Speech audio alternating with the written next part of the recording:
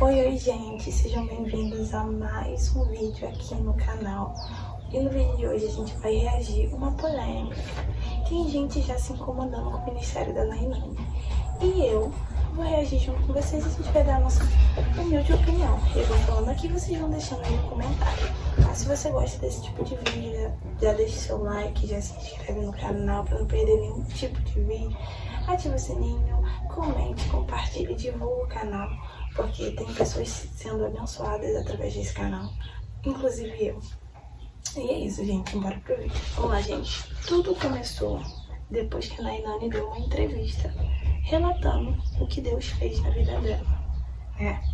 E teve pessoas que se incomodou, né? Vamos ver primeiro a entrevista da Nainani e depois a gente vê, né, o que as pessoas falaram a respeito disso. Vamos lá.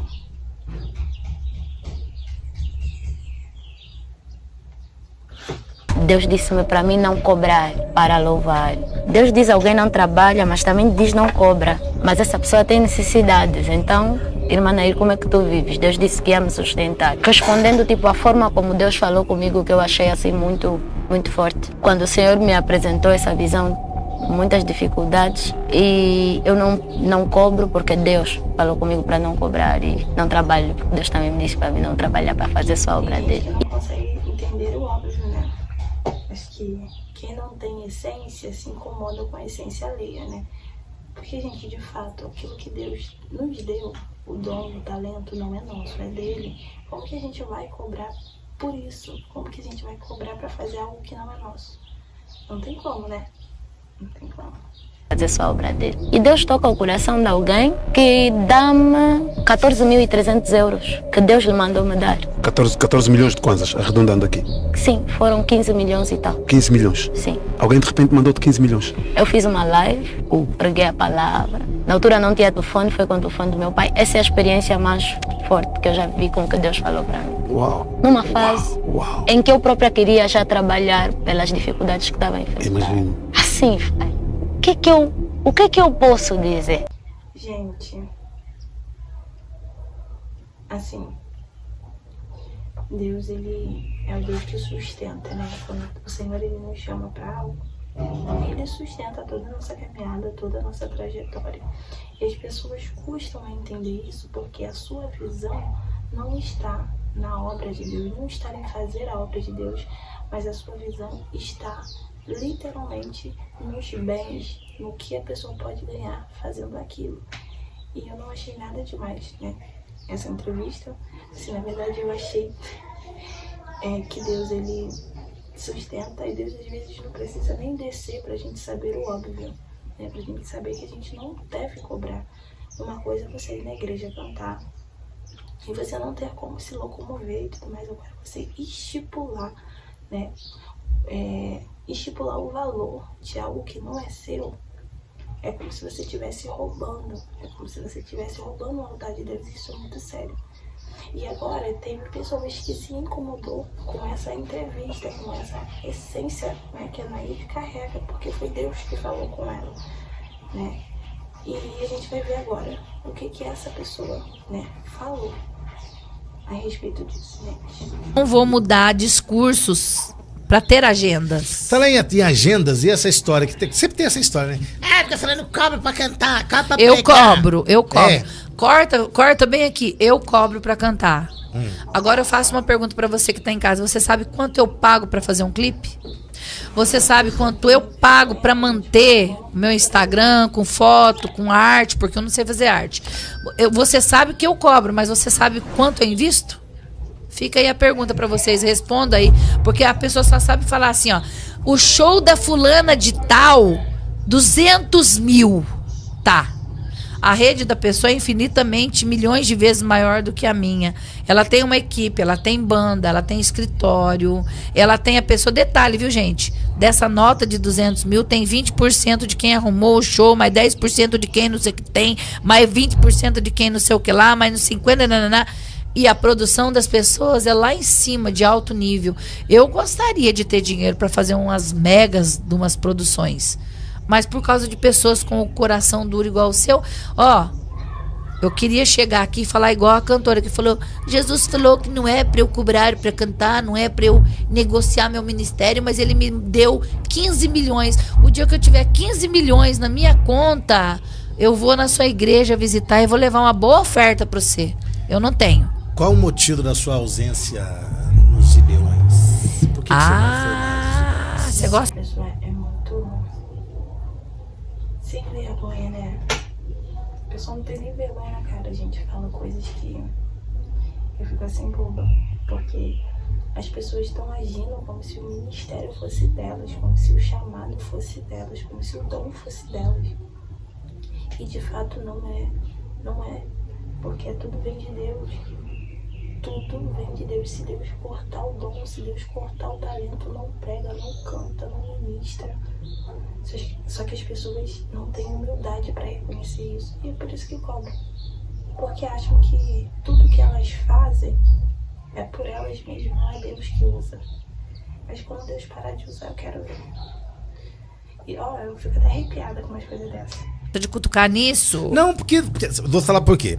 Porque você era figurinha carimbada nos Gideões. Como é um pastor Marco Sempre Feliciano. passei prova, mas sempre fui. Então, como Eu pastor nunca Marco fui Feliciano uma também. pessoa... Eu tinha uma impressão que eu era mimada nos Gideões. É, tinha? É porque eu era muito briguenta comigo. Eu vou ficar.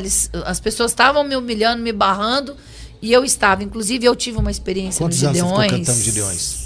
Ixi, desde 1994 eu gravei em 1997 para 98, todos os anos. Eu parei de ir, foi em 2013. Aí voltei, depois não fui mais. Amo até hoje. Tenho o maior respeito pela organização dos Gideões.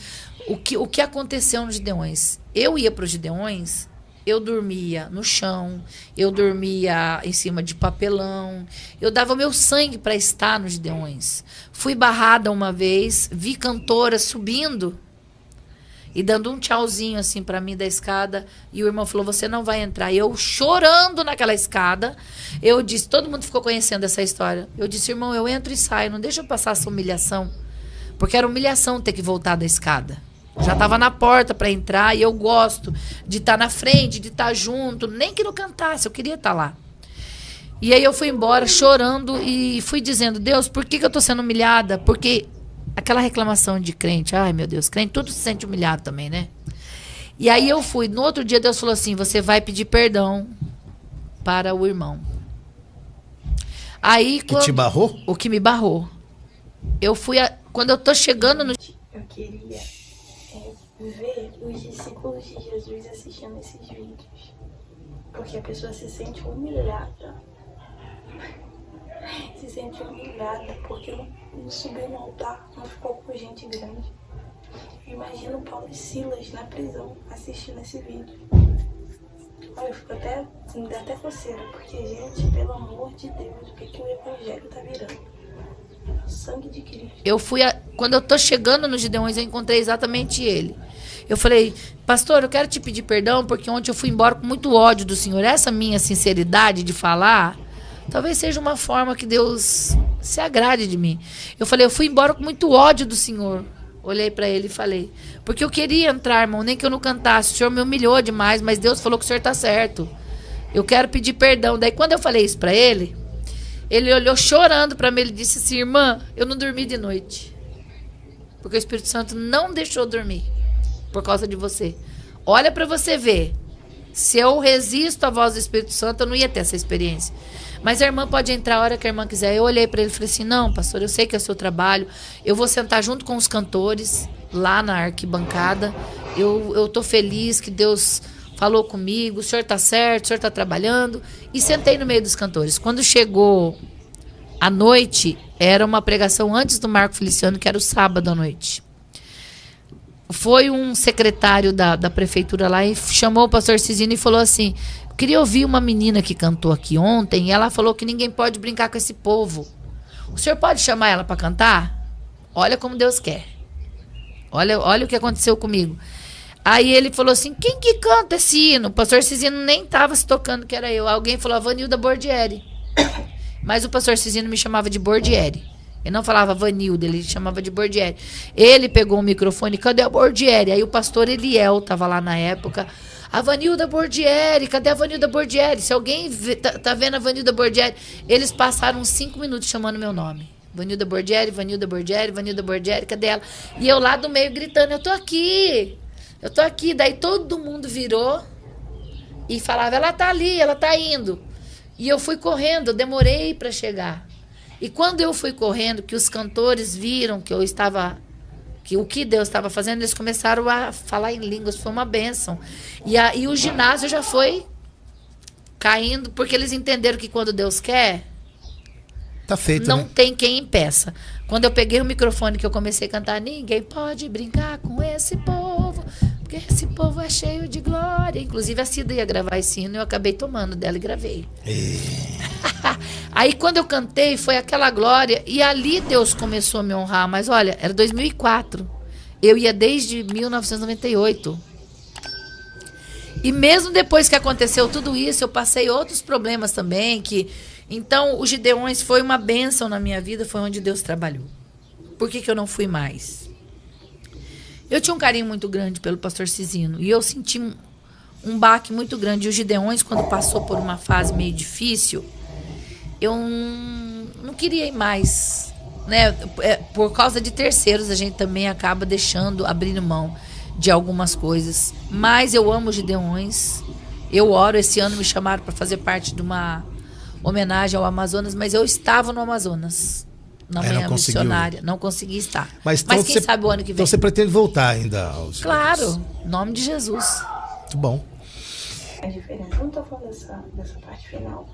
Não, porque quando Deus ele quer usar, quando Deus ele quer honrar, ele honra e pronto, final. Mas o jeito que ela fala, né? Como se ela fosse, assim, a estrela maior. Sei lá. É porque eu sou diferente, eu penso diferente, né? Não que eu seja melhor que os outros, não, mas é porque eu sei que o que eu tenho não é meu, sabe? Foi Deus que me deu. Então, a honra não tem que ser minha, o lugar de destaque não tem que ser meu. E por isso eu concordo com a Anaí. Eu sei que Deus, né, falou especificamente com ela a respeito disso. Só que eu penso da mesma forma, porque aquilo que foi dado de graça, a gente precisa usar e dar para os outros de graça. Né? Até porque se Deus resolver puxar a tomada, a gente não canta, não tem esse louvor, a gente não canta, não prega, não faz nada. Porque então o que vem de Deus é de Deus. E é isso, gente. Eu, assim, fico chocada ainda que existem pessoas que pensam que ministério é trabalho, ministério não é trabalho. Ministério é servir ao Senhor. E isso não tem que ser colocado como um trabalho de carteira assinada que você precisa expor um valor que você merece receber. Não, quando Deus quer honrar, quando Deus quer abençoar, Ele abençoa. Ele não deu 15 milhões para a Hernani. Ele pode fazer isso por nós. Só que precisamos colocar na cabeça que a gente precisa fazer a obra dele de graça. Porque de graça nos foi dado. De graça nos foi dado. E o que a gente tem que fazer com aquilo que o Senhor nos deu é dar frutos.